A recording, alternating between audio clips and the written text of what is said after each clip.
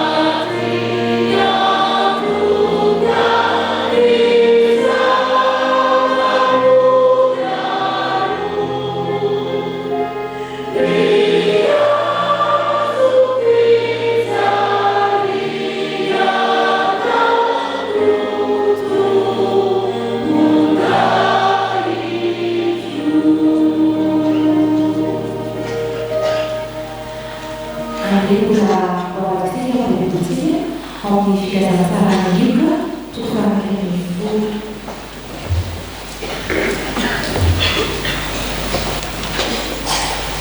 Tu fai il fuoco, carne di facile, non facile. Andiamo su, a cui sono nati, ma di domini, l'italiano, della vita della vita, tutti, di fare, amen.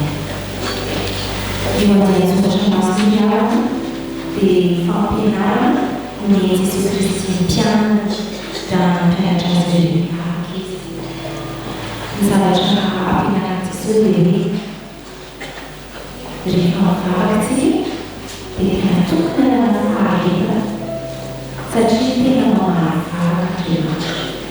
Tu magari mai passi a fare, tu consulti a tu consultare. Parli la mano a fare continuare, ma si desideriamo che inizia, insieme a sua si ma di richiamare di raggiungere. Oggi mangiare pensare di che per lei la nostra civile e giudiziale di no. Oggi mangiamo magari la scuola di no. Oggi mangiamo male la carne di no. Oggi mangiamo la sua servizio alla sua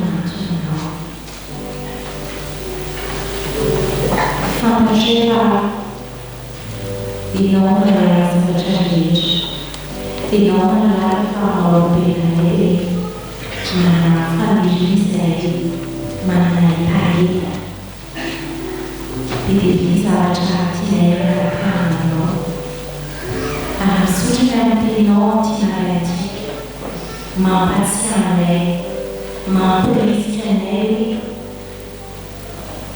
ma gratà. L'Italia, ma non fai l'ordine devo detto nella pagina allora è fase ma è fase allora è un film che immaginato una fase succedono possibilità e l'ordine non viene ananas non fanno visitare a tutto ciò e ananas possono essere paluzzare un parco di onda succede alla succede un fiano a succede nel parco.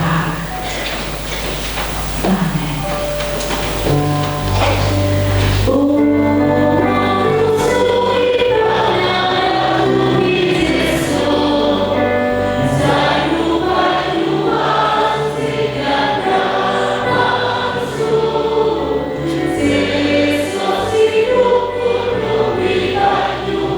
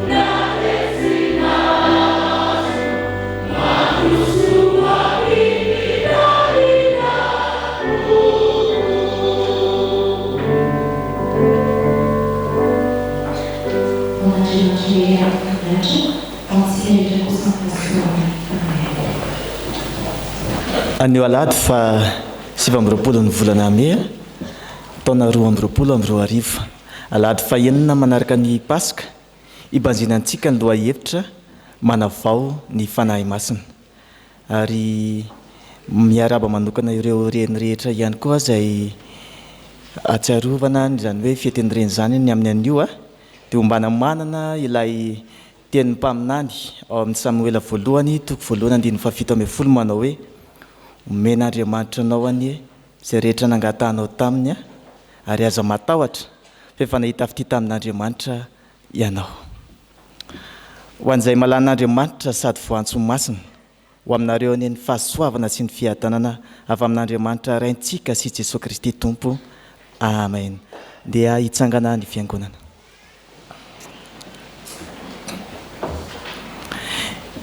Isaotra sy hidiran'Andriamanitra isika amin'ny alalan'ny salamo manao hoe miobeo an'Andriamanitra ary tany rehetra mankalazany voninahitry ny anarany ome voninahitra izy ho fiterahana azy lasao amin'Andriamanitra hoe endre mahatahotra ny asanao ny fahalebiazan'ny herinao ny kuizan'ny fahavalonao anao ny tany rehetra hiankohaka eo anatrehanao ka ankalazanao eny ankalazany anaranao izy avia ka jereo ny asan'Andriamanitra mahatahotra ny zavatra ataony amin'ny zanak'olombelona efa nampody ny ranomasina ho tany maina izy nandeha ny tongotra nitany taony no ny fahaliantsika tamin'Andriamanitra manjaka mandrakizay amin'ny heriny izy ary ny masino mandinika ny fireneny samihafa aoka tsy hanandra-tena ny maditra.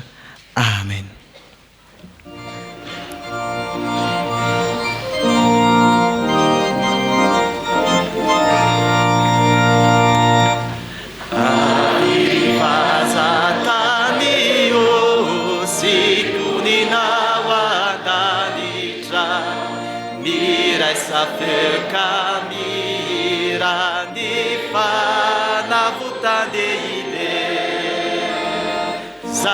Munzena marube dia vitare kamidera Zaya munzena marube dia vitare kamidera Avirifia gunando malasantrature di fe Nidera di panavutra nadi andepitraziza Irawapandeyanana Dirasuniziuna Irawapandeyanana Dirasuniziuna Avirivua vunzio kamifalia vuku Vafatuza yanare Lirai sapeu kamira Terofambendria Ilainanavutranare Dera famerica Ilainanavutranare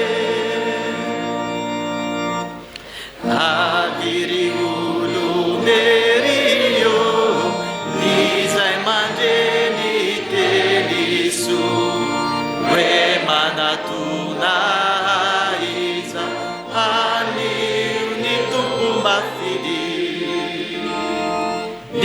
Nifitiava ni bali Nifiderani kuira Nifitaiava ni bali Nifiderani kuira Vavaksika revana Isoranay ianao ry tomponay ny amin'ny afahanay manatona anao ankehitriny ianao manko no fahazavanay rehefa ao anatin'ny aiziny iny ianao no fanantenanay rehefa ao anatin'ny andro zay tena mahakivy tokoa. Fa ianao ihany koa no manome fifaliana, mamoaka anay ho mpandresy ao anatin'ireo ato atrehana maro samihafa. No ianao ihany koa no isaoranay ny amin'io reny maro izay entina mbavaka amin'ny anio. Raha eo te hanamafy izahay fa eo akaikinao no tena mahatsara anay, te hitombo amin'izany fifandraisana aminao izany izahay, te ho avaozon'ny fanahinao indray ka mba hatreo izay ho fanompom-pivavahana ataonay izao mba tsy ho fahazarana fotsiny ihany Tompo. Ny vavaka dia ataonay amin'ny anaran'i Jesosy Kristy Tomponay. Amen.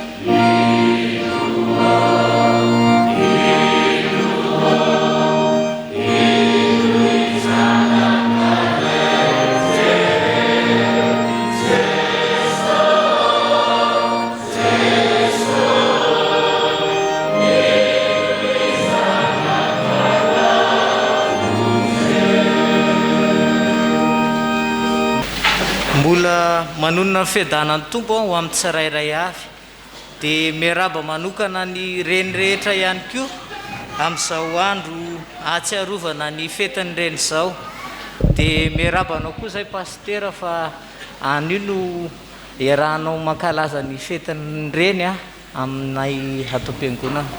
Ny tenin'Andriamanitra irariana soa antsika dia araka ny filazantsarany Lioka toko fa 1:12 andininy fahatelo 12 tapany be. Amin'ny anaran'ny Tompo tsy mainky avany ray izay any an-danitra no hanome fanahy masina ho an'izay mangataka aminy. Dia mino sy mananteny izahay fa ny reny rehetra ato isotro fitiavana dia manana ny fanahy masina satria mangataka izany ho azy sy ny ankonany. Amen. Misy amboara-tonkalo izay nomany reto zandrizanantsika ho anareo reny, fa ny angatahanay dia mba tsy hitehaka isika raha tsy efa vita daholo ny tsenjery ataon'reto zanantsika mba hananan'izy ireo fifantohana. Saotra Tompo.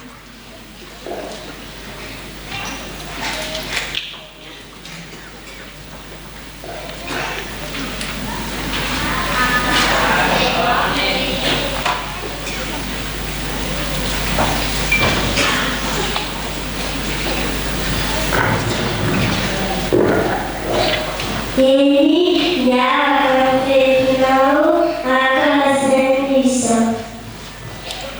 Qual a pena no exame do Canadá? Nem na etana na Suário, a Juna fora e sana. Deve parico a fundão de Gabi. Dembarada de Gutierrez Salazar. E tic-tic normani tchadum feze. De uma marcha ligada de chalaf. A chalaf evidente lá. Mifaliane io italianane Gesù.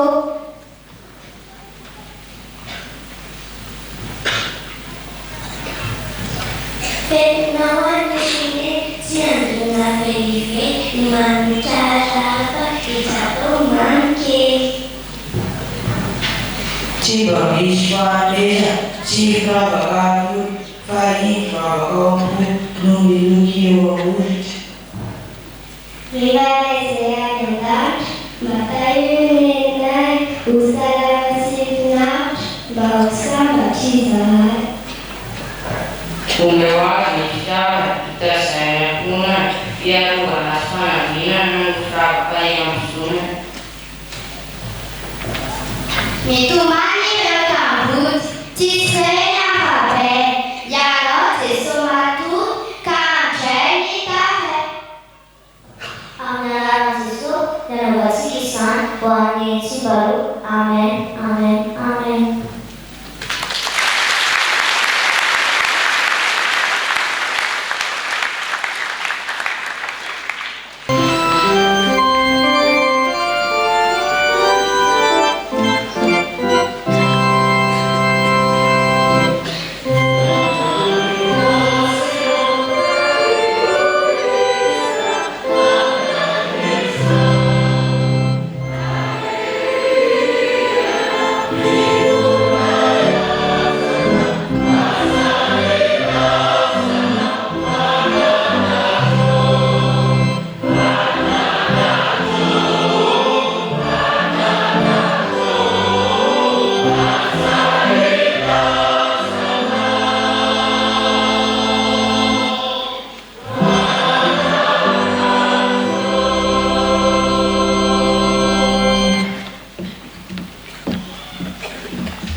Araka ivavaka sika ry tompo Andriamanitra io misaotra fa mbola afaka miombina ato an-tranonao indray izahay. Koa raha maksy iaino ilay teny masina velona sy maharitra ry izahay dia mangataka ny fanahinao masina izay mpanavao hirotsaka aty anatinay tsirairay sy ireo amaky teny, ary ny mpanomponao ilay efa voafidy hitondra ny afatra kosa dia tafio ny herinao masina mba hiampita tsara amin'ireto vahoaka-piaino izay tianao ambara, ary ny asan'ilay ratsy dia aza velanan-kery aminay. Izany vavaka izany dia ataonay amin'ny anaran'i Jesosy Kristy. Amen. Araka ny mahazatra eto amin'ny fitandremana isotro fitiavana dia ny baiboly diaima no amakiana ny teny isaky ny alahady farany amin'ny volana ho fahampatsiahivana ny antom-bavaky Jesosy Kristy sy ho mariky ny fiombonan'ny kristianina. Hiaraka maky sy hiaino soratra masina isika ao amin'ny fanekena taloha bokin'ny Salamo. Salamo fa 400 manomboka amin'ny 420 ka hatramin'ny 530. Rehefa hita dia hovakiana amin'ny anaran'ny Tompo. Endre ity hamaroany asanao, Tompo. Tamin'ny-pahendrena no nanaovanao azy rehetra. Eniky ny zavaboarinao ny tany, ny ranomasina, indro lehibe sy midadasika. Ao no miriary tsy tambo isaina na ny biby madinika na ny vaventy.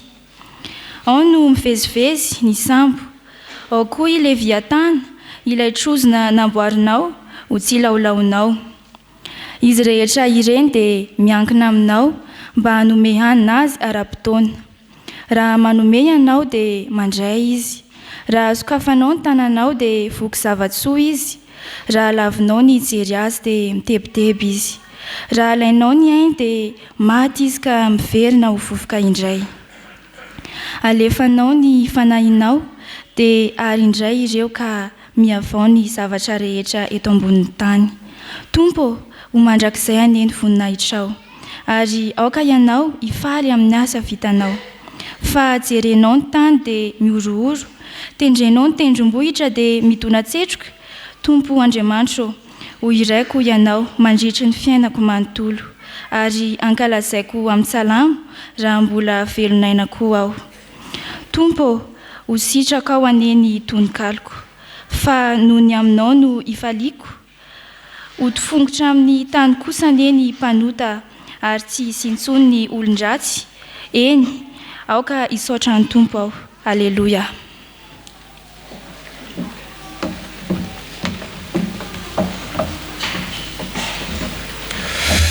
Hotohizantsika ny famakiana soratra masina ao amin'ny fanekena vaovao. Filazantsara araka ny Luka toko fa 1:10 andininy 7 ka hatramin'ny 13. Rehefa hita dia hovakiana amin'ny anaran'ny Tompo. Ka hoy ao aminareo, mangatà dia homena, mitadiava dia hita, dodomy dia hovoany. Fa izay rehetra mangataka no mahazo, izay mitady no mahita, ary izay mandondona no hovoany. Araka ny hevitrareo, iza no ray mpianakaviana nangatany zanany trondro ka tsy hanome azy trondro fa bibilava, nangatany atody ka hanome azy mainka. Koa ianareo na dia ratsy aza malala manome zava-tsondro zanakareo, tsy mainka ve ny ray izay any an-danitra no hanome ny fanahy masina an'izay mangataka aminy?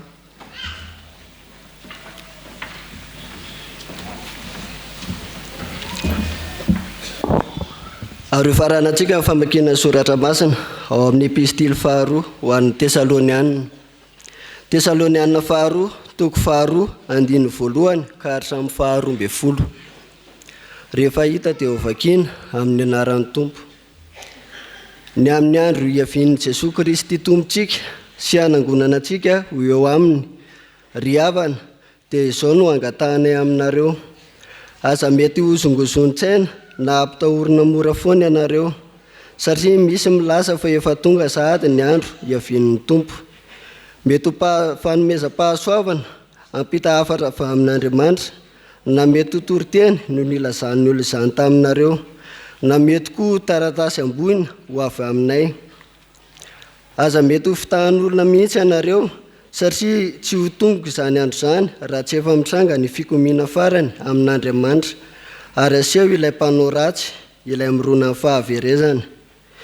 Ijoroan'ilay mpanao ratsy ho fahavalo sady ho toeriny avokoa izay rehetra ataon'ny olona ho Andriamanitra, na izay rehetra toloran'ny olona fanompo-pivavahana, hidirana sy hipetrahany hatramin'ny tempolon'Andriamanitra aza, ka ny tena no hanoratena ho Andriamanitra. Tsy tadidinareo ve fa voalazako anareo izany fony eo mbola taty aminareo. Fantatrareo izao ny zava-misakan'ilay mpanao ratsy mba tsy hisehony raha tsy amin'ny fotoan'androny. Eny, efa miasa tokoa ny hery miafo ny fanaovany ratsy, saingy tsy hitranga ilay mpanao ratsy raha mbola eo ihany ilay olona misakana azy. Ary rehefa iseho ilay mpanao ratsy dia ny fofinaina avy amin'ny vavan'i Jesosy Tompo no hahafaty azy, ary ny fiavian'i Jesosy amin'ny boninahitra no hanafoana azy. Omba ny herin'ny Satana no iavian'ilay mpanao ratsy ka vita karazan'asa mahagaga sy famantarana ary zava-mahatalanjona manodoko olona izy. Sady ampiasa ara-tsi-panahy amin'ny endrika samihafa. Voafitaka ireo very. Ho very ireo satria tsy nandray ary tsy nandala ny hafatra maro-pototra tokony ho ahavonjy aza. Koa dia ny fahatsoa-kevitra no nalefan'Andriamanitra hiasa maherita tao aminy mba hinon'ireo ny ilainga, any ka ho voaheloka avokoa ireo izay rehetra tsy mino ilay hafatra maro-pototra fa finaritra nanao ratsy. Amen. Amen.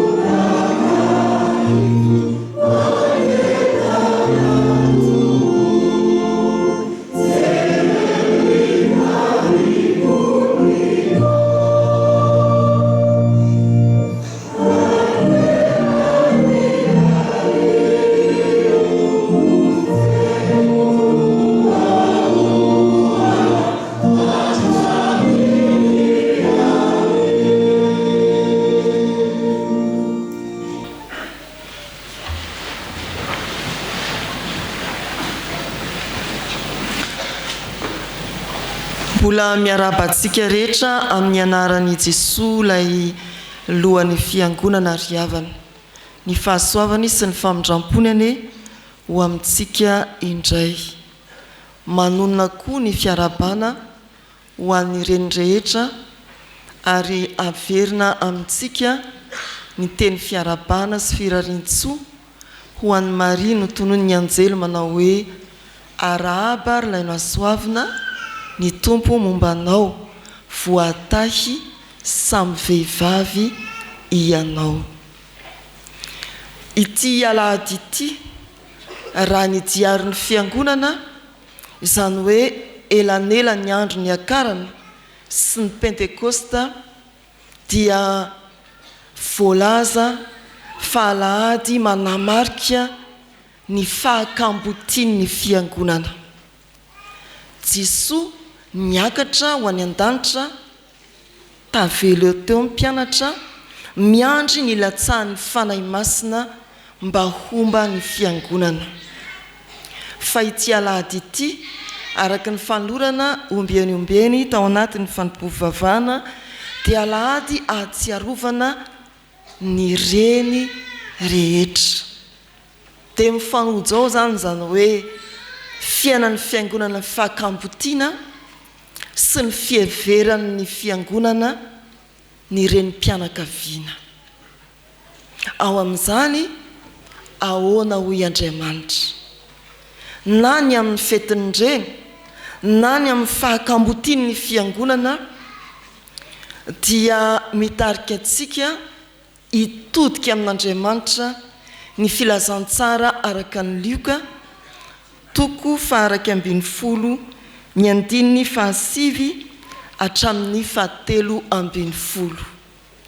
Mitarika antsika hitodika amin'Andriamanitra ka hangataka ny fanahy masina, fanomezana tsara indrindra mihoatra n'izay fanomezana mahadodina ny zanak'olombelona. Mangata ny fanahy masina amin'Andriamanitra, mitodia amin'Andriamanitra ary angatao lay fanahy masina, fanomezana tsara indrindra ho anao. 7 andro elanela ny andro ny akarana sy ny pentekosta dia fotoana hamerena ny fiangonana indray, ny fangatana ny fanahy masina hakatoerana eo amin'ny fiainan'ny fiangonana, hahazo laka ao am-pon'ny kristianina tsirairay. Mba ahery vaika kokoa ny fiasan'izany fanahy masina izany indrindra amin'izao vanim-potoana tena satrotra hitakina ny fijoroan'ny fiangonana ho vavolombelona izao. Ny Lioka 2:12 andininy voalohany hatramin'ny 7:10 dia valy ny fangatahan'ny mpianatra tamin'i Jesosy ny amin'ny ampianarana azy ireo hivavaka. Mampianatra hivavaka i Jesosy ary raha ny andininy 5 horaintsika manokana tao anatin'ny perikopa dia mampianatra Jesosy mba hivavaka ary mandidiny mba hivavahana zao ankehitriny izao. Mangata dia omeny ianareo, mitadiava dia hita ianareo, dondony dia hovoana ianareo. Mandidy ny anatonantsika an'Andriamanitra mba hangataka sy hitady ary handondona ankehitriny dia n'izao. Izay ny fampianaran'i Jesosy ny amin'ny fotoana anatonantsika an'Andriamanitra. Amin'izany raha makeny amin'ny 7:10 isika dia mahita n'ilay Andriamanitra mihaino vavaka ka ahafantarana hoe ilay Andriamanitra atontsika amin'izao vavaka ankehitriny izao dia Andriamanitra malala tanana Andriamanitra mahita ny fikirizantsika ary Andriamanitra mandray atsika amin'ny fotoana rehetra. Tadiavo Andriamanitra angatao aminy ny fanahy masina. Ankehitriny fa Andriamanitra mahalala tanana ny amin'izany Andriamanitra. Andriamanitra mahalala tanana amin'ny fanahy masina Andriamanitra. Ny voambolana hoe mangata dia misy dikany maromaro tahaka izao: iangavio Andriamanitra, antsoy Andriamanitra, ampatsiahivo an'Andriamanitra ny fangatahanao, avereny indray ny fangatahanao, ataovy hoe tena ilaiko. Milazà amin'Andriamanitra hoe tena ilaiko. Raha miresaka ny fanahy masina amin'izao andro alahady mialo indrindra ny Pentekosta izao, dia mitaona antsika ity andinin-tsoratra masina ity mba hiangavy an'Andriamanitra, hiantso an'Andriamanitra, amerina indray ny fangatahantsika amin'Andriamanitra, ampatsiahy indray an'Andriamanitra, ary hiteny amin'Andriamanitra hoe Andriamanitra tena ilaiky ny fanahy masina. Ary raha izao voalaza ny soratra masina eto izao, dia hita tokoa fa mahalala tanana ny amin'izany Andriamanitra, mangata dia omena ianareo, hovaliana ny fangatahanao, hekena ny fangatahanao.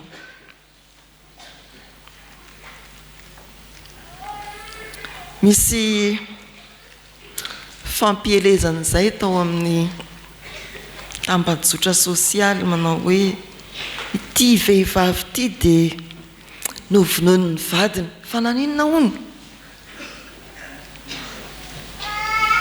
Zao le tantara hoe ity vadiny lehilahy rehefa tonga ny fetiny reny, ny fahazarany dia manome fanomezana ho an'ny reniny fa tsy ny vadiny. Dia hoy ny raha vehivavy vadiny hoe mba aoka izay ilay fanomezana ho an'ilay rafozam-bavy koa, fa anjarako indray izao fa izaho mivadinao. Andre mandeha mangana amin'ny maso. Izay ilay tantara. Miady varotra ny mba azo fanomezana tokoa, angamba isika renim-pianakaviana, fa diso adresisika, diso fangataka isika, sady diso olona angatahana.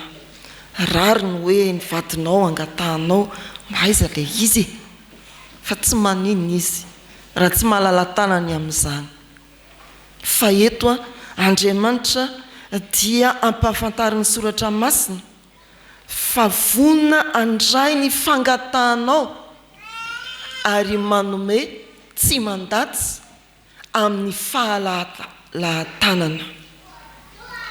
Sao adintsika fa anisan'ny tena ilaitsika ny fanahy masina, mba tsy hahakamboty anao, mba tsy hahakambotika hampangahiay ny fiangonana. Tena ilaitsika ny fanahy masina. Antsona isika mangata dia omena. Aza misalasala mangataka amin'Andriamanitra, mamerina indray amin'izao alahady mialohan'ny Pentekosta izao, miteny amin'Andriamanitra hoe Tompo, tena ilaiko ny fanahy masina. Andriamanitra tena ilain'ny fiangonana ny fanahy masina. Omeo izahay. Mahalala tanan'Andriamanitra ary hanome. Ny faharoa ry havana, Andriamanitra dia mahita ny fikirizantsika. Ny fikirizantsika amin'ny fangatahana izay ataontsika, ary indrindra ny fangatahana ny fanahy masina. Mitadiava dia hita ianareo. Ny voambolana hoe mitadiava indray dia misy dikany tahaka izao: aza mitsahatra raha tsy mahita, tadiavo amin'ny fomba rehetra, ataovy tsapanao fa filana tsy azo ampandeferina. Izany zany no hitaomana antsika raha angataka ny fanahy masina isika, aza mitsahatra ianao raha tsy mahita ny fiasan'ny fanahy masina, tadiava ny fomba rehetra izay azahoantsika ny fanahy masina, na andohalika ianao, na iankohaka ianao, na nandratanana ianao, na andany afrina ianao, na hoaiza ianao, na hoaiza, aza vela raha tsy azonao ny fanahy masina. Ataovy tsapanao koa fa filana tsy azo ampandeferina ny fanahy masina. Mitadiava dia hita ianareo.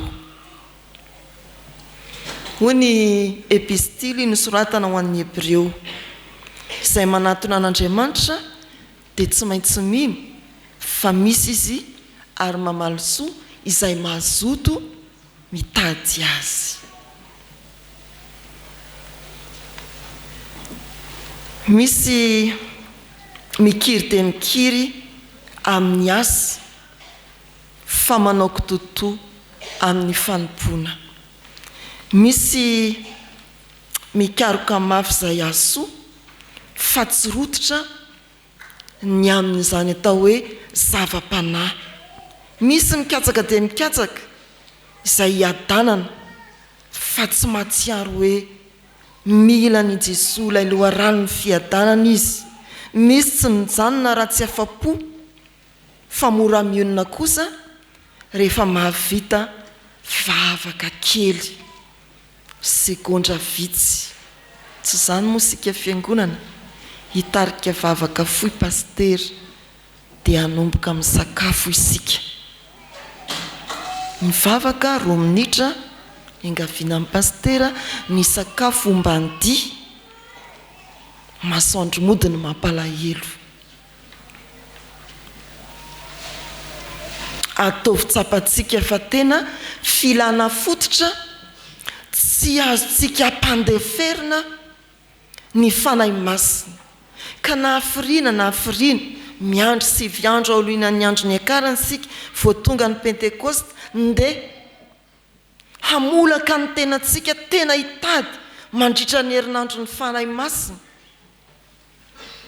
Mivoa amin'izany ny fiangonana sakany amin'ny enora sasany arivo, nde hitady sika mba hahita. Mahafinaritra ny mahita olona kosa manokana toerana, manokana fotoana raikitra tena anambarana amin'Andriamanitra fa mitady an'Andriamanitra izy, mitady ny tavan'Andriamanitra izy, amolahana tena, aretana amin'ny fivavahana. Izany indrindra ry havana no iantsona antsika ao anatin'izao filazana hoe mitadiava dia hita ianareo. Tena hita n'Andriamanitra ny fikirizanao. Fikirizana tsy hoe segondra vitsivitsy na minitra, fa tena ataovy tsapanao mitsy mikiry ianao, mifototra amin'izany vavaka, hiomana andraisana ny fanahy masina ianao. Izany no iantsonantsika, mitadiava dia hita ianareo, fa Andriamanitra mahita ny fikirizanao Andriamanitra. Ny fitaomana fahatelo, dondony dia hovoana ianareo. Mandray antsika amin'ny fotoana rehetra Andriamanitra, mandray anao amin'ny fotoana rehetra Andriamanitra. Dondony mangataka fahazondalana hiditra ao amin'ny faritry ny tsy an'ny teny, mangataka fahazondalana hiditra ao amin'ny faritra tsy anananao fahefana ianao. Za mba hiditra ao, hiditra ao amin'ny faritra Andriamanitra ianao, ao amin'ny faritra ny fahefan'Andriamanitra, ao amin'ny faritra hiadidian'Andriamanitra ianao, handray ny fanahy masina, hangataka ny fanahy masina. Namovaravarana antsika malalaka ny amin'ny fiaonana amin'Andriamanitra Jesosy Kristy raha niakatra ho any an-danitra. Andriamanitra tsy hoe olombelona ka isalasalana hoe atahoana re ny azo alalana angataka fiaonana amin'ny filohampanjakana anankiray. Sarotra dia sarotra ny olona miavaka ny voaray amin'izany. Fa ity dia mentefa amin'ny rehetra ny hoe dondony dia voana ianareo. Tsy mila olona miavaka Andriamanitra, na kely na lehibe, na reny na ray, na zoky na zandry, na mahantra na manan-karena, na manam-boninahitra, na olona fanao tsinitsininy. Mandray anao amin'ny fotoana rehetra Andriamanitra. Hangatakinina ianao, hangataka ny andraisan'Andriamanitra anao, azonao manonona fangatana ny fanahy masina. Ianareo na dia ratsy aza ho ny fampianaran'ny Tompo, mahay hanome zava-tsoa ho an'ny zanakareo, tsy mainka avy any ray izay any an-danitra no hanome ny fanahy masina ho an'izay mangataka aminy. Mandray antsika amin'ny fotoana rehetra Andriamanitra. Ao amin'ny Matthieu 5:12-20 ry havana sy ny manaraka dia misy ilay tantaran'ny vehivavy Kananita anankiray. Reny mpianakaviana ny fesarany fahavoazana mafy satria ampahorian'ny demoni ny zanany. Fondreny mitady izay ason'ny zanany, tena ny kiry ary natoky fa mandray azy amin'ny fotoana rehetra Jesosy Kristy.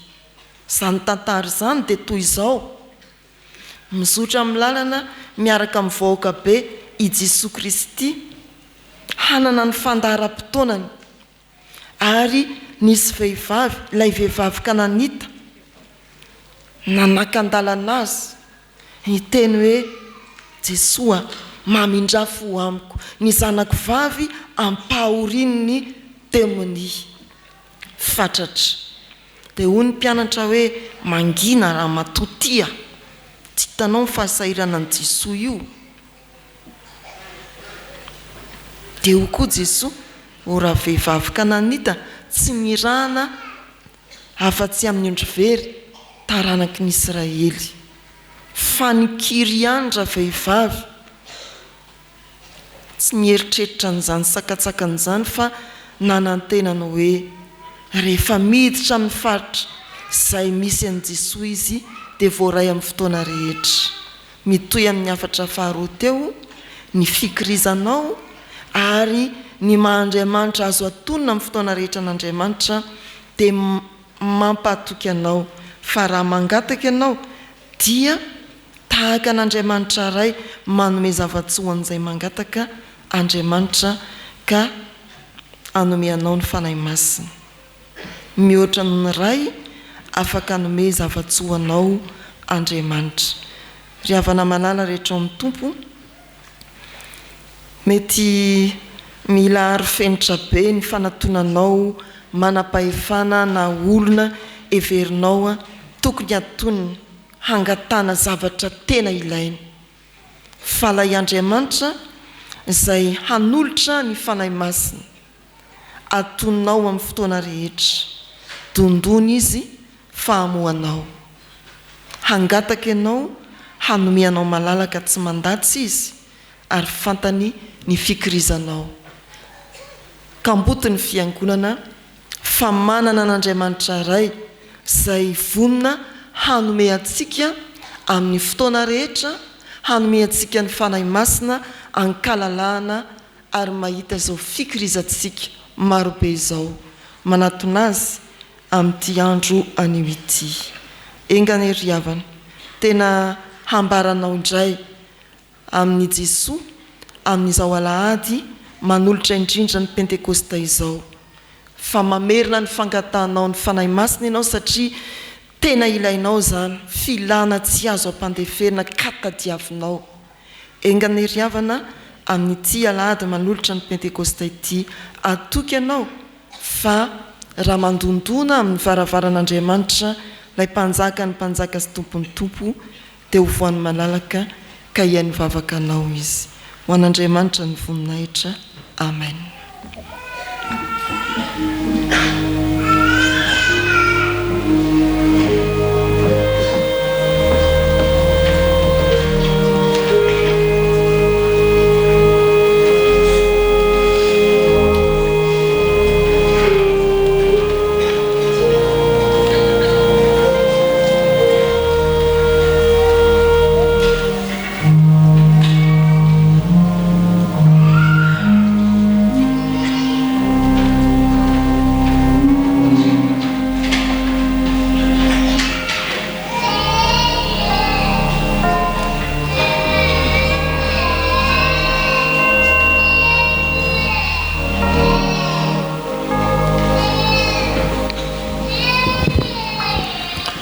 Ny riavana iaraka iombavakantsika. Ry Tompo Andriamanitra ay, isaorana ianao ny amin'ny teninao. Fa setrin'izany dia hanomboka izao izay ry Tompo, dia hanao zava-dehibe amin'izany hoe fitadiavana ny fanahy masina izany. Ry Tompo Andriamanitra ay, manomboka izao izahay dia hitady anao amin'ny fonay rehetra, amin'ny fanahiny rehetra, amin'ny heriny rehetra. Fa tsy hanao an'izany hoe misiditsidina fotsiny ihany, mandalindalo fotsiny ihany, fa araky ny teninao dia mila fikirizana izany. Fa misaotra fa tia fampanantenana ho anay, fa hainao tokoa ilay Andriamanitra tsy mba miavina bo, afaka antonina amin'ny andro rehetra sy amin'ny fotoana rehetra. Ianao ihany koa ry Tompo Andriamanitra, rehefa miantso anay mba hanantona anao. Ianao mihitsy no misarika ny fanahinay, misarika anay ho anisan'ilay mahaolo mba ho avitra. Ka eto Tompo dia hifonana ireo toetra izay nanaovanay tsinitsinina amin'izany hoe fifandraisana aminao zany, na amin'ny fanatonana anao zany, ny amin'ny fitadiavana ny herin'ny fanahy masina zany, fitadiavana ny fanahy masina zany, dia mba ianao ny vavaka mangina, ny fifonana izay asandratry ny tsirairay avy ankehitriny.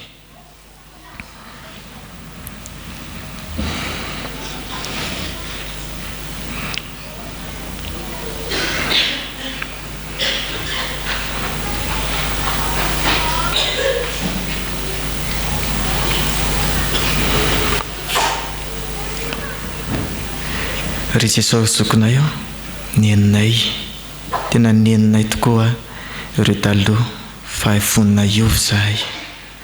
Mba raiso zahay ho sandrinao, mba raiso zahay ka anjakao, fa mitady anao izay ry fanahy masina, mitady anao fatratra izay. Amin'ny anaranao Jesosy nanaovana ny vavaka. Amen.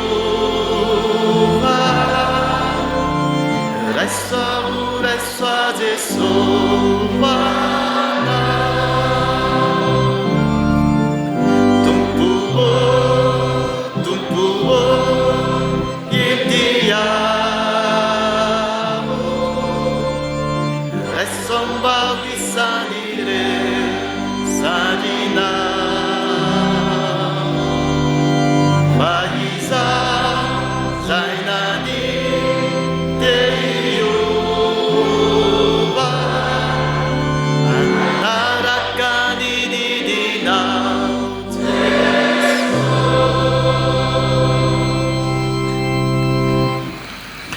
fandriavana malalao amin'ny tompo a ho antsika izay niaiko tokoa ny fahotantsika teo anatrehan'ny tompo ary ny bebaka marina tokoa mitsangana andreny teny somafaly atolotry ny tompo antsika ho famelana ny elitsika. Ho ny tompo aminao a fitiavana mandrakizay no nitiavako anao ka izany no nampaharitako famindrapo anao i Kristy izay tsy nalala ota dia efa nataon'Andriamanitra ota amonjy antsika mba ho tonga fahamarinan'Andriamanitra ao aminy koa isika ko atongava arak'izay irin'ny fonao. Voavelany elkareo no ny anaran'ny masina. Alleluia, amen. Miterany anarany.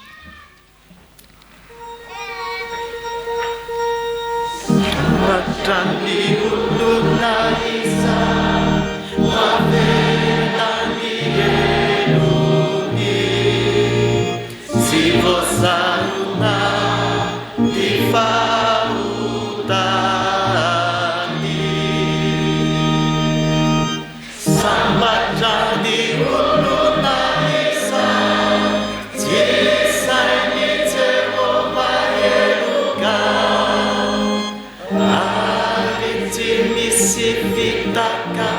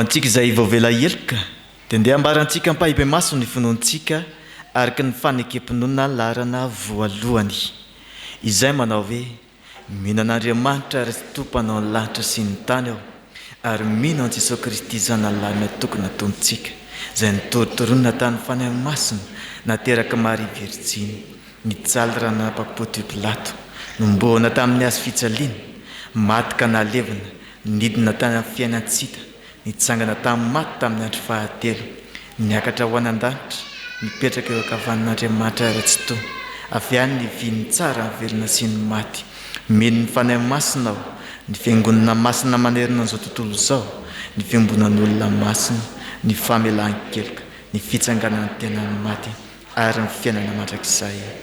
Amen.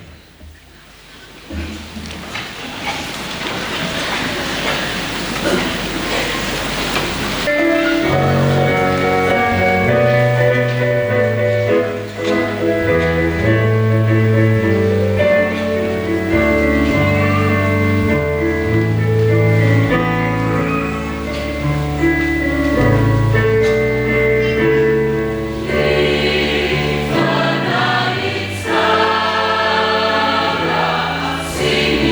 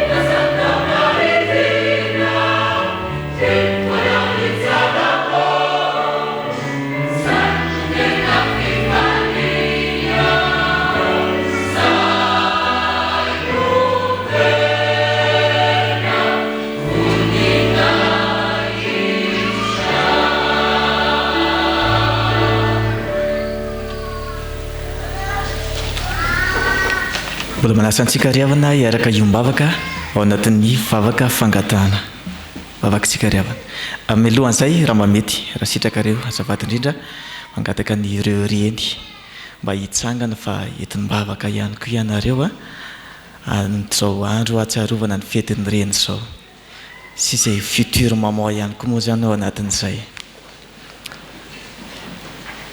saotra tompoka vavakarytsika ry tompo Andriamanitra io indray manantona anao araka ny fangatahanao atao anatin'ny teninao teo hoe ary manantona zay mitady anao fatratra tompo ny angatahanay ry tompo Andriamanitra dia mba meo fo zay mba ahikatsaka sy ahijery dia tena fanomezana tsara lavitra sy fanomenao dia ilay fanahy masina zany aza vela hoe rehefa ny fomba fijerinay tompo avelao hipanjina sy hitady ilay fanahy masina mandrakariva indrainy koa mijoro zao reny mpianakaviana isaky ny angonana zao isaorana tena isaorana ianao tompo nanomezanao anay azy ireny isaorana ianao ry tompo Andriamanitra nanomezanao azy ireo fahendrena ny faharetana ny amin'ny karakarana ao ny zanaka ao ny tokantrano ao ny vady isaorana ianao tompo nitayanao azy ireny nandritry ny androm-piainana sy mbola hitantananao ihany koa ny amin'ny androm-piainana ho avy rehetra misaotra tompo misaotra ny fananana azy ireny Jesosy Kristy tompo fa tena hoe fanomezana fa aminao ihany koa izy ireny reny no loharandro nahitanay masoandro ka ny angafianay dia mba hataio izy ireny mameo izay rehetra ireny fony izy tompo araka ny sitraponao mba tafififaliana ao aminao izy Jesosy Kristy tompo ary na inona karazana ady satra izay ady tsaina izay atrehany amin'izao fotoana izao na mety momba ny vady zany na mety momba ny zanaka zany mety mbola fiainana zany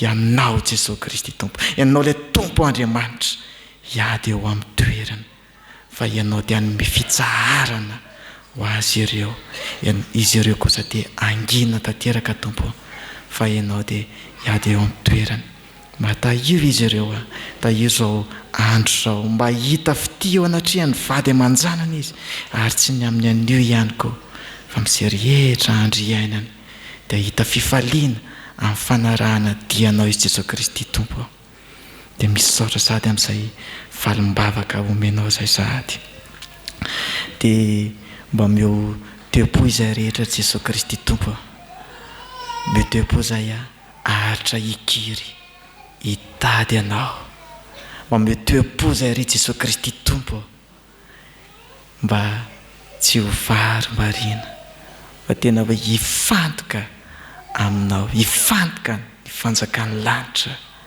ary tena faly indrindra zay fa ianao mihitsy no miantso anay anatona anao misaotra ny zavatra rehetra dia ny vavakay dia ataonay amin'ny anaranao Jesosy Kristy tompo ary akambanay amin'ilay vavaka sy fanampianarinao manao hoe rainay izay ny an-danitra mba masinana ny anaranao ho tonga ny fanjakanao ataonay sitraponao ny dia-tany taky ny an-danitra meona an'io ny anasazo anay ary mamelany elikay taky namelany izay melaka taminay aza mitondra ny amin'ny fakapanahy fa manafahany amin'ny ratsy anao ny fanjakana sy ny hery ary ny voninahitra mandrakizay amen afaka mipetraka toko ry havana ho ny soratra masina indre tsara sady mahafinaritra raha ny mpiralahy no miara-monina hiaina izany andin-tsoratra masina izany isika raha sitrapon'ny tompo ny alatsinainy ny pentekosta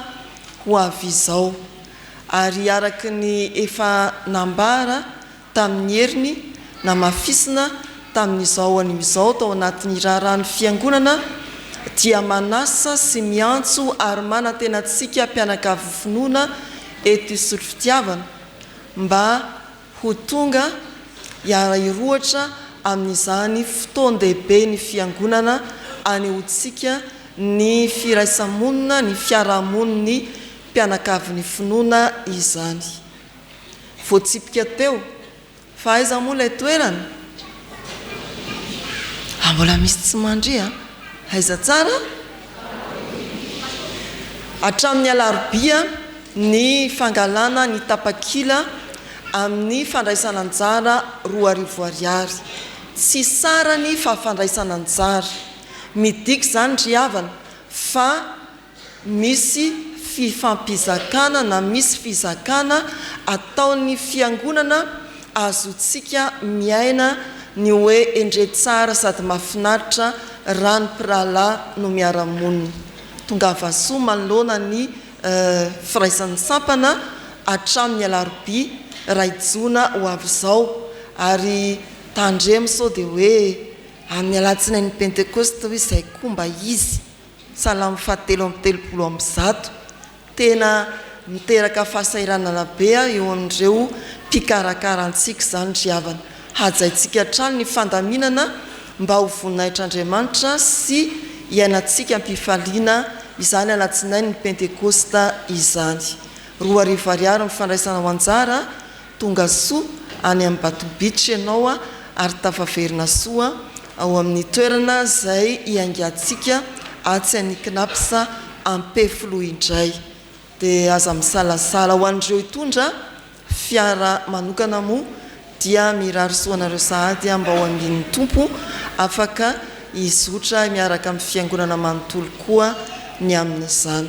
Aza tonoana fa mitondra sakafo sahaza isika fa ny komite fitsangatsanganana koa anatin'ny herinandro ny fanahy masina dia mbola ampita amintsika ny tsara ho fantatra mikasika ny fandaminana fanampiny. Dia ho voninahitr'Andriamanitra ry havana ny fiarahantsika miombona amin'izany fitsangatsanganana izany indray rehefa tsy nisy tao anatin'ny rotaona izany no ny valana retina. Hatreo ny raharaha fa dia atolotra ny mpiara-miasa ny tarika antsika amin'ny toy ny fanimpom-pivavahana. Ankehitriny tsika ry havana dia tonga amin'ny fotoana miarabana andreny mpianakaviana rehetra tonga ato an-tranon'Andriamanitra. Koa amin'izany dia aoka nahaka an'Andriamanitra ianareo tahaka ny zanaka malala. Efesianina 5 ny andinin'ny 1. Izany ny tenin'Andriamanitra entinay fiangonana miarahaba anareo reny rehetra tonga eto an-tranon'Andriamanitra amin'izao fetindreny androany alahady 20 ny volana May taona 2020. Ny fandrinay fiangonana ho anareo dia oreny avaozin'ny fanahy masina fa mila mivokatr'izany ny vady malala anareo sy ny sombony anareo rehetra. Oreny tsara fifandraisana amin'i Jesosy Kristy tompontsika. Ho faly aminareo anie ny tompo amin'ny androm-piainanareo rehetra no ny fanahafanareo azy satria zanaka lalainy. Ho fitahiana ho an'ny ankohonareo koa ny fisianareo. Arak'izany tompo dia miangava ny rehetra mba hitsangana handray ny fanomezana izay efa nomany ny fiangonana azy ho azy ireo. Manasa ny diakona hizara amin'ny fanomezana.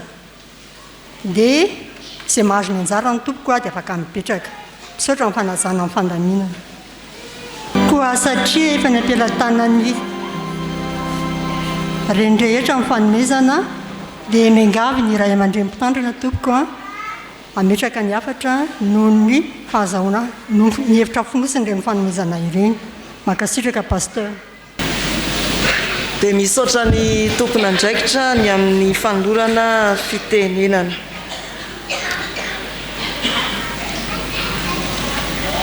Mba hampitsangana kely antsika reny rehetra sady ametraka ny satroka.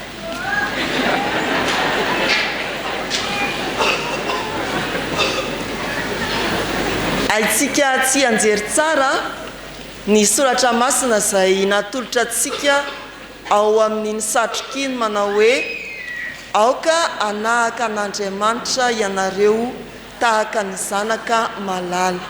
Efesianina 5 ny andininy 1 izay tsarotsika ary tsy hivineto fa teny faneva ny fankalazana an'Andriamanitra no ny 550 taona ny fiangonana.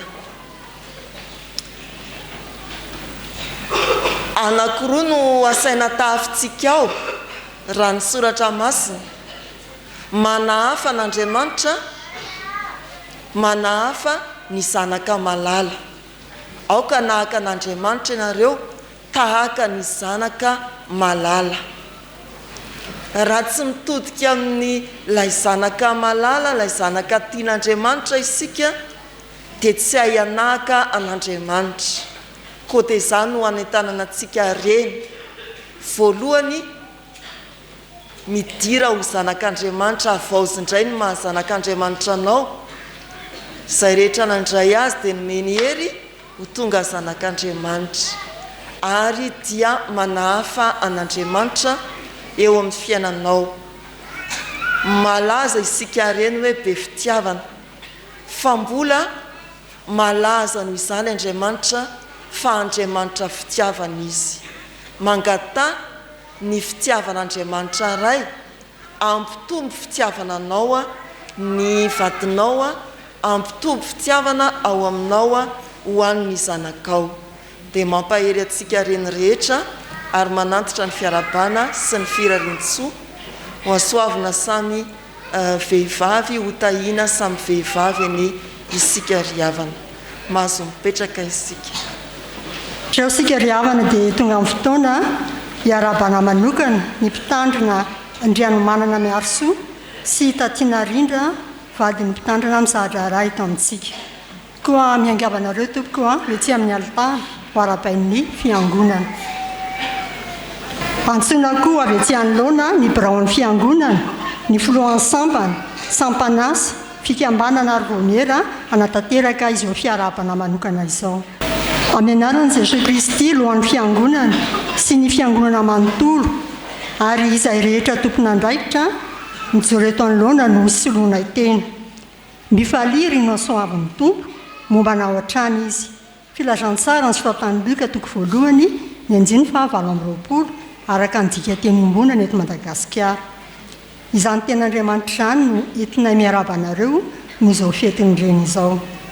Fany izahay fiangonana satria sarobidy ho anay izao fotoana izao no ireto antony ireto. Miara mankalaza izany fetiny reny izany sika mianakavy ao anatin'ny fotoana fanamariana ny 550 taona ny fitandremana misy antsika. Ary voalohany tamin'ny fankalazana ny fetiny reny teto amin'ny fitandremana isotro fitiavana no misy vehivavy mpitandrina. Miavaka ny antsika protestanta ny amin'ny fisin'ny mpitondra fivavahana mombambady. Ary misy fiantraikany lehibe izany eo amin'ny fitaizana sy fanolokoloana ny mpianakavy ny finoana.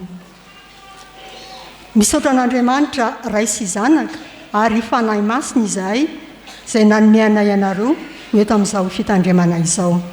Ny fahasoavan'ny tompony ho aminareo. Ny fandrinay ho anareo tompoko dia ho reny feno fahendrena avy amin'Andriamanitra sy mahavatra mivavaka ho an'ny ankohonany, sady mpanampy tandrify manohana ny vadiny dia manahaka an'Andriamanitra satria zanaka malalana. Ho fanamarianay ny fifalianay ary dia indro misy fanomezana atolotry ny fiangonana ho anareo.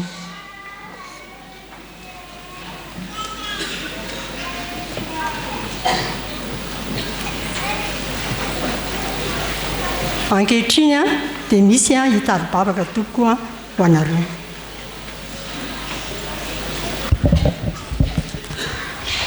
Hivavaka isika tompoko. Andriamanitra rainay masina indrindro. Ataonay ahoana ny tsy fisaotranao, ataonay ahoana ny tsy fankalazananao, ataonay ahoana ny tsy hidera ny anaranao masina ny amin'ny hitondrahanao ny fiainanay.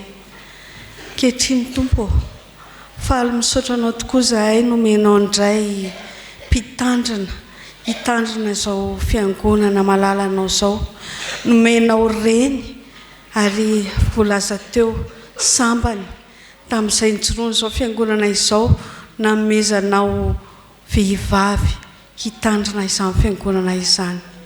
Mankasitraka Tompo, ianao Andriamanitra tsy mba manao fahadisoana ary dia amin'ny mahareny entina hambavaka amin'izao andro lehibe, entina atsarovana ny reny rehetra izao. Tondra mambavaka manokana amin'ny pasteur Miarsoa, ianao Tompo hanome hery, ianao hanome tanjaka, ianao hanome fahasalamana, satria fantatrao ary tsy miafina aminao fa tsy mora izany adidy izany. Ankoatra ny maharem-pianakaviana ao an-tokantrano dia reniny fiangonana rehetra izy. Koa dia petraka fiainam-pelantananao izy Tompo, ianao hanampy azy hatanterahany izany adidy mavesatra petraka ao amin'izany, ary tsy handao azy ianao, tsy hafoy azy ianao, tsy hahasaraka azy ianao, hanampy azy amin'ny fotoana rehetra ianao amin'ny alalan'ny fanahinao masina. Eo ihany koa ny vadin'ny pasteur Fabrice, tsy mora ihany koa ny adidiny amin'ny mahavady andefa mandry ny mpitandrina azy. Dia ianao ihany koa Jesosy hanome fahendrena azy, hanome ny fanahy masina, hoentiny manohana izany vadiny izany amin'ny fanatanterahana ny asa fanompoana izay efa niantsona ho azy ireo. Dia mitondra mbavaka ny renirehitra izahay Jesosy, mba ho eo am-pelantananao, mba tena hanahaka anao tokoa, ka ho tonga zanak'Andriamanitra izay malalany. Dia tafio hery Tompo, tafio hery fa tsy mora ihany koa ny adidy amin'ny maharem-pianakaviana, aza foy, aza ilaozanao. Ianao fanahy masina hitaridalana hatrany, hanolo-tsaina hatrany, mba hanome fahendrena, hoentina mitaiza sy mikolokolo ny ankohonana. Dia mankasitraka indrindra Jesosy malala, ny anaranao no entina mangataka sy manao izany vavaka izany. Misaotra Tompo. Amen.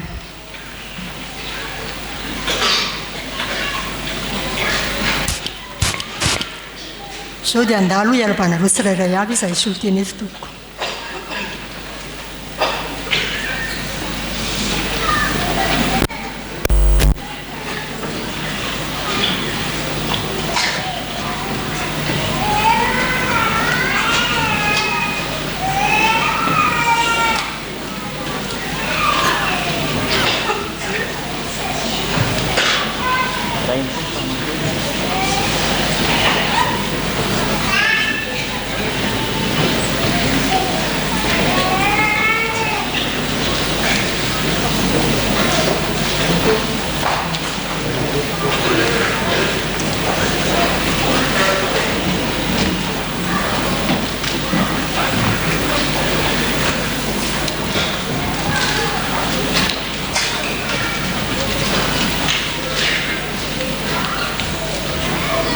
Eny ry havana, ampifaliana no hijoronay raha vavy eto a, mba ho setry ny fahatsiarovanareo anay ny amin'izao toninandro miavaka hitodiana amin'ny renirehitra izao. Tsy izahay no hafa no iza, fa no ny andraikitra eo anivon'ny fiangonana dia najoronareo manokana. Koa dia mankasitraka ry havana ny amin'ny fanomezan-danja eo ny atrehan'ny andraikitra izay sahanina atao amin'ny fiangonana. Everiko fa tsy tokony ho adinoina ireo ray aman-drenitsika efa nifandimby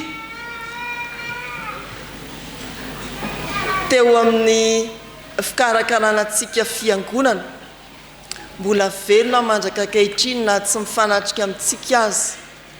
Ao ny vadiny mpitandrina teo aloha dia ny mpitandrina Soroery Paul, ao ny vadina vela ny mpitandrina teo aloha dia ny mpitandrina Rakotondraibe Richard, ary indrindra ny vadiny mpitandrina Ramaolo Miasolofo izay natseto aterana aza dia mendrika ho tsarovana amin'izao tonotona izao.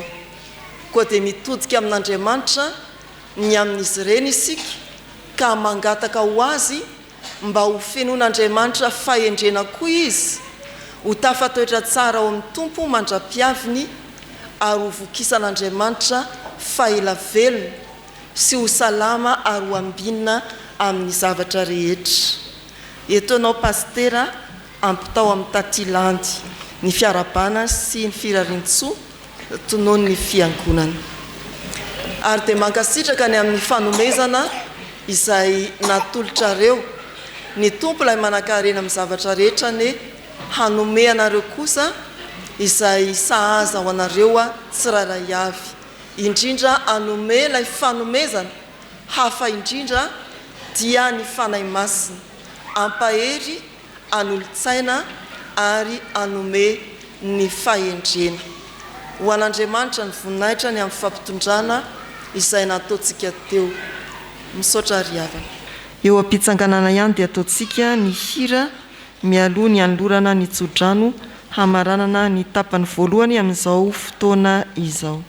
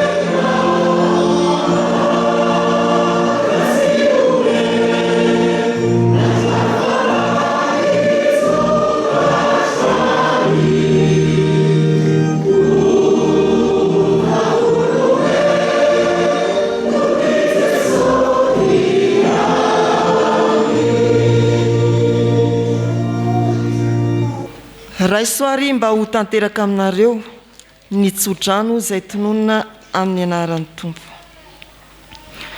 Mahereza sy matanja, aza matahotra na mivadi-po, fa mombanao Jehovah Andriamanitrao amin'izay rehetra alehanao, hanavao anao ane ny fanahy masina. Amen.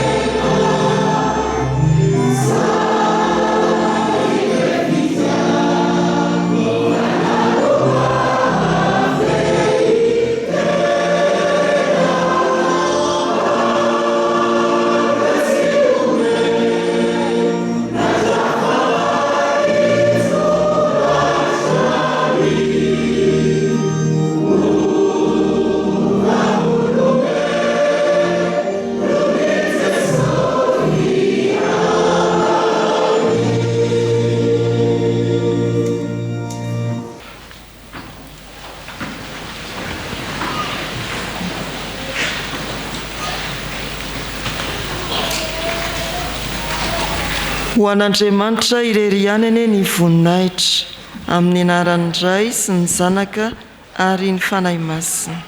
Amen.